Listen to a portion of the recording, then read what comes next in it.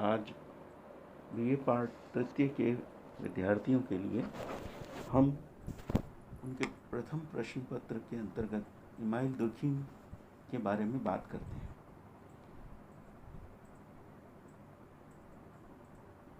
Email Durkheim फ्रांसीसी विचारक थे और फ्रांस में सामाजिक विचारकों में दुर्खिम को कॉम्टे का उत्तराधिकारी माना जाता है।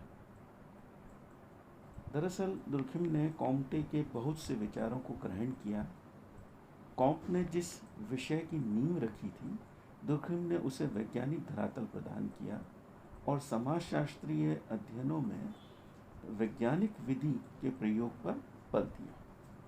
दुर्खिम जिस समय समाजशास्त्रीय जगत में आए उस समय समाजशास्त्र अपनी बाल्यकाल अवस्था में था। उस समय समाजशास्त्र के पास ना तो कोई व्यवस्थित विषय वस्तु ही थी और ना ही ठोस अध्ययन पद्धति थी।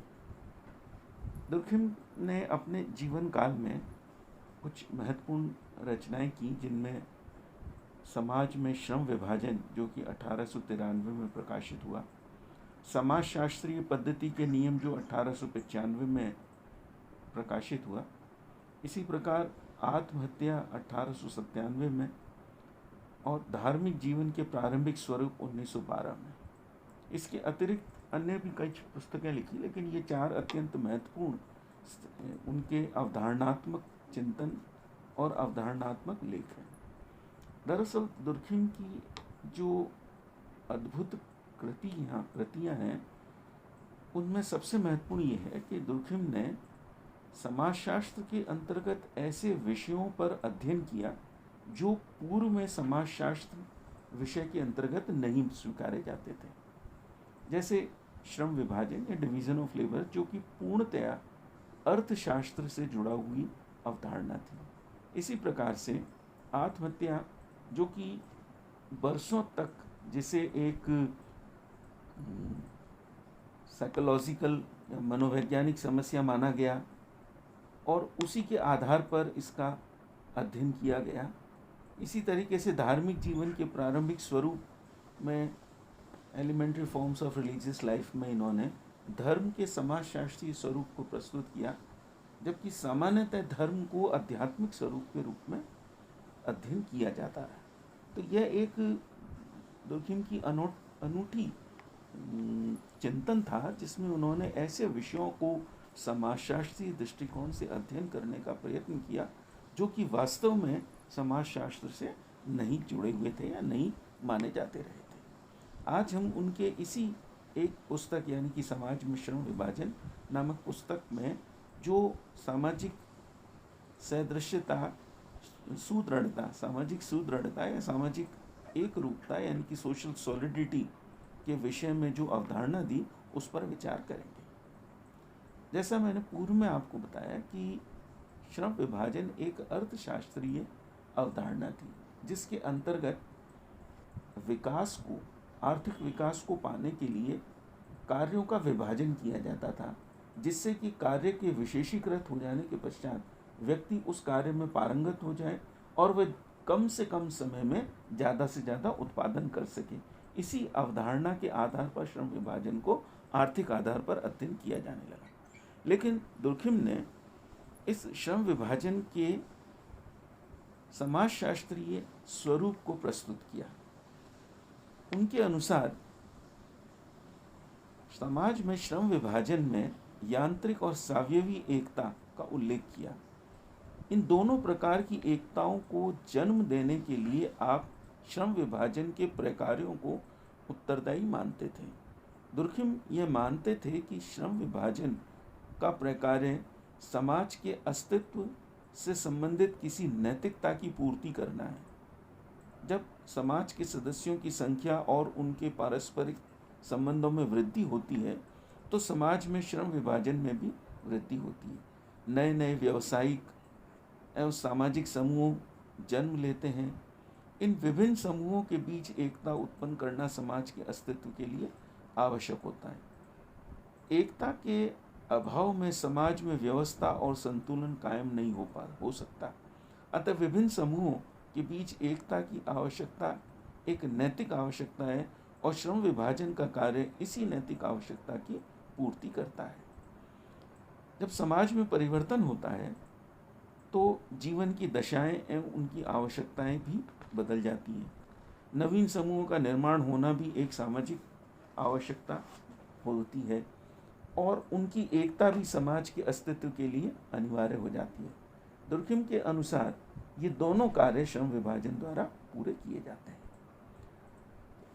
दुर्खिम बताते हैं कि जिस तरीके से सामाजिक व्यवस्था होती है उसी प्रकार से समाज में संगठन बनाए रखने के लिए कानून की व्यवस्था का निर्माण किया जाता है।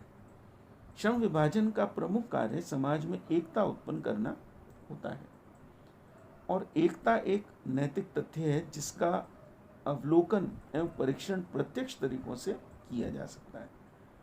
दुर्खिम का कहना है कि वैधानिक कानून के अध्ययन के आधार पर हम किसी समाज की एकता को माप सकते हैं या समझ सकते हैं।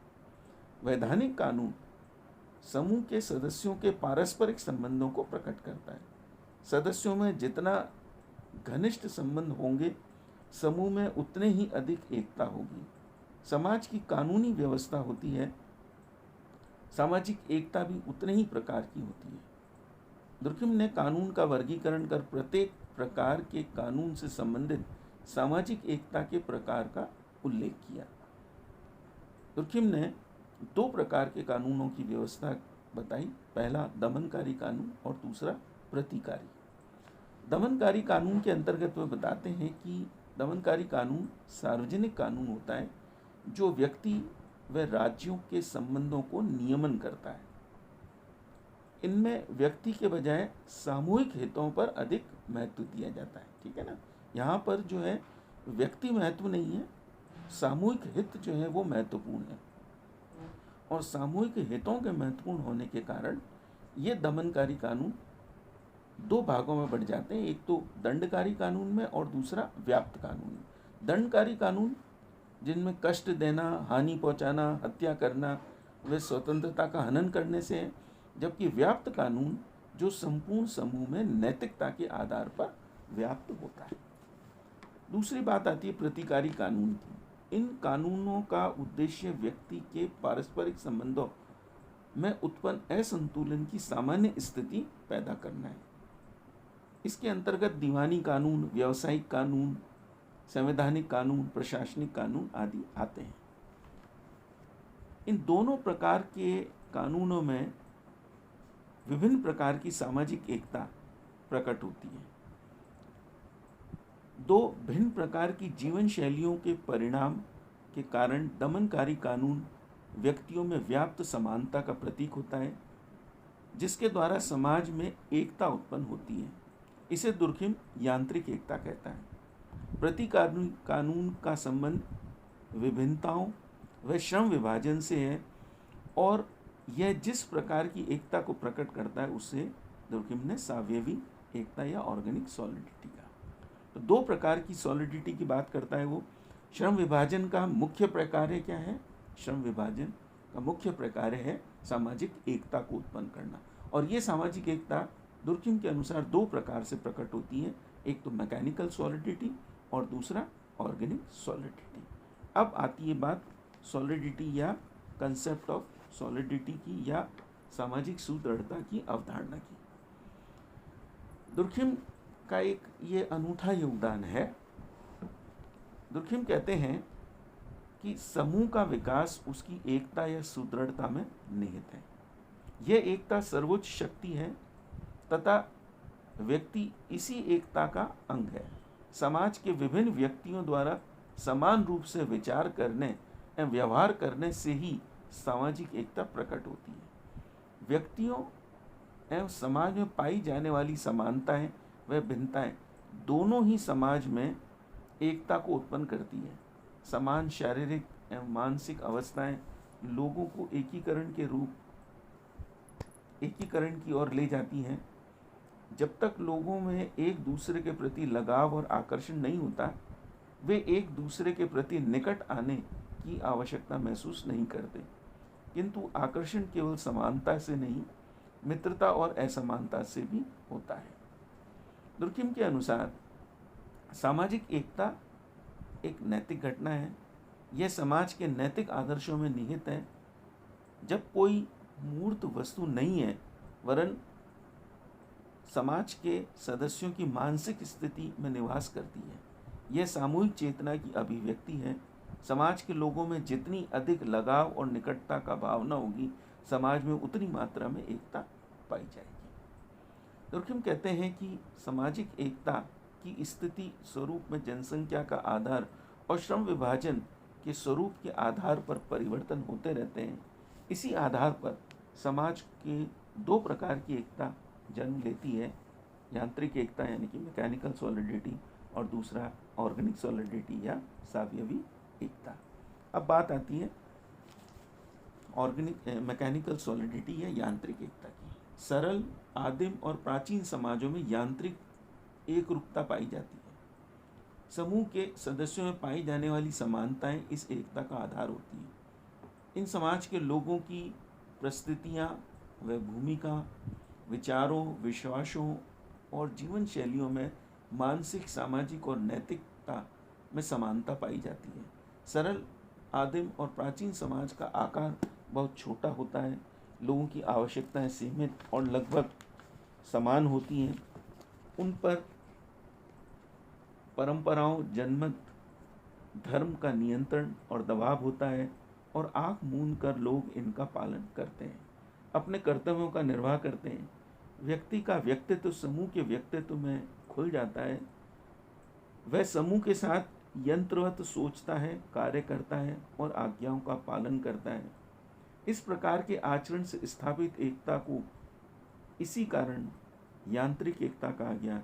दुर्कheim ने दमनकारी कानून और यांत्रिक एकता में परस्पर संबंधित माना। इसी एकता की व्याख्या के दौरान उन्होंने आपने अपराध, दंड और सामूहिक चेतना की व्याख्या को प्रस्तुत किया। अब बात आती है यांत्रिक समाज की विशेषता। कुछ विशेषताएं यहाँ पर दी गई हैं। पहला है अभेदीकृत या भेदभाव रहित समाज। दूसरा, व्यक्ति का द्वैतिक स्थान। तीसरा, सामूहिक चेतना का प्रभुत्व। फोर्थ है दमनकारी कानून की प्रधानता। पांचवा, नैतिकता। उसके बाद है सहजातीयता। सेवंथ है राजनीतिक जीवन। आठवां, आर्थिक संगठन। नौवां, धार्मिक संगठन। दमनकारी कानून के आधार पर दुर्कheim ने अपराध और दंड की व्याख्या इस प्रकार की। अपराध की व्याख्या दुर्कheim ने दमनकारी कानून के आधार पर की। दंड अपराध से जुड़ा हुआ है। कोई भी समाज ऐसा नहीं जिसमें अपराध के लिए दंड ना दिया जाता हो। सभी समाजों में अपराध सामूहिक चेतना पर चोट पहुंचाने वाला माना जाता है। सामाजिक नैतिकता के विरुद्ध कार्य माना जाता है। इसीलिए ही समाज में अपराध के विरुद्ध प्रतिक्रिया होती है। अपराध का निर्धारण दमनकारी कानून द्वारा होता है। दमनकारी कानून समूह की अभिमति से होता है, यानी कि समूह द्वारा स्वीकृत होता है, सैंक्शन होता है। इन कानूनों के अनुसार अपराध वे कार्य हैं जिन्हें समूह के सदस्य अनुचित मानते हैं, जो सामूहिक भावना को ठेस पहुंचाते हैं। इस प्रकार दुर्कheim अपराध की व्याख्या दो आधारों पर करते हैं। पहला, अपराध सामूहिक भावनाओं पर आघात है। तीसरा, दंड। अब बात आती है सावयवी एकता की, यानी कि ऑर्गेनिक सॉलिडिटी की। यांत्रिक एकता के विपरीत दुर्कheim ने दूसरे प्रकार की एकता को सावयवी एकता कहा, जो कि आधुनिक, जटिल, विकसित और औद्योगिकृत समाजों की विशेषता है। ऐसे समाजों में प्रतिकारी कानून की प्रधानता होती है। आदिम समाज में दमनकारी कानून पाए जाते हैं, जिन्हें सामूहिक मन या चेतना से शक्ति प्राप्त होती है। ऐसे कानून व्यक्ति को समूह के साथ प्रत्यक्ष रूप से जोड़ते हैं, किंतु आधुनिक समाजों में श्रम विभाजन और विशेषीकरण की प्रधानता होने के कारण भिन्नताएं अधिक पाई जाती हैं। ये भिन्नताएं समाज में व्यक्तिगत स्वतंत्रता को बढ़ावा देती हैं और सामूहिक चेतना की भावना को कमजोर कर देती हैं। यही कारण है कि व्यक्ति समूह से प्रत्यक्ष रूप से जुड़ा नहीं होता और यहाँ के लोगों के पारस्परिक संबंधों को अधिक महत्व दिया जाता है। विभिन्नता युक्त आधुनिक समाजों में लोगों को अपनी आवश्यकताओं की पूर्ति हेतु एक दूसरे पर निर्भर रहना होता है। श्रम विभाजन और विशेषीकरण की बहुलता के कारण प्रत्येक व्यक्ति केवल एक कार्य का ही विशेषज्ञ होता है और दूसरे कार्य के लिए उस समाज के अन्य सदस्यों पर निर्भर रहता है। समाज के सदस्यों की यह पारस्परिक निर्भरता और विशेषीकरण से उत्पन्न असमानता उन्हें एक दूसरे के निकट आने के लिए बाध्य करती है, जिससे कि समाज में एक विशेष प्रकार की एकता स्थापित होती है, जिसे दुर्खिम ने सावयवी एकता या ऑर्गेनिक सॉलिडिटी नाम दिया। सावयवी एकता की अभिव्यक्ति प्रतिकारी कानून के द्वारा होती है। प्रतिकारी कानून का संबंध व्यक्तिगत नैतिकता से होता है। वे व्यक्ति को समाज से प्रत्यक्ष रूप से नहीं जोड़ते, वरन किन्हीं मध्यस्थ संस्थाओं और प्रतिनिधियों जैसे न्यायालय, पंच, न्यायाधीश या वकील आदि द्वारा जोड़ते हैं। सावयवी एकता शारीरिक एकता के समान है। शरीर का निर्माण हाथ, पांव, आँख, नाक, कान, मुंह आदि से मिलता है। शरीर के विभिन्न अंगों का कार्य भी भिन्न है, किंतु ये सभी अंग अपना कार्य तभी कर सकते हैं जब तक कि वे परस्पर जुड़े हुए हैं। इस प्रकार से दुर्खिम कहते हैं कि आधुनिक समाजों में श्रम विभाजन के कारण ही सावयवी एकता पाई जाती है और प्रतिकारी कानून इसी एकता को प्रकट करता है। अब बात आती है सावयवी समाज की विशेषता। कुछ विशेषताओं का वर्णन दुर्खिम ने किया। पहला, विभेदीकरण की जटिल प्रक्रिया। दूसरा, उन्होंने कहा समाज में अन्योषित वृद्धि। तीसरा है विभिन्न व्यवसायों का विकास। चौथा, सामूहिक प्रतिनिधान। पांचवा, प्रतिकारी कानून। छठा, आर्थिक संगठन। सातवां, राजनीतिक व्यवस्था और आठवां, धार्मिक संगठन।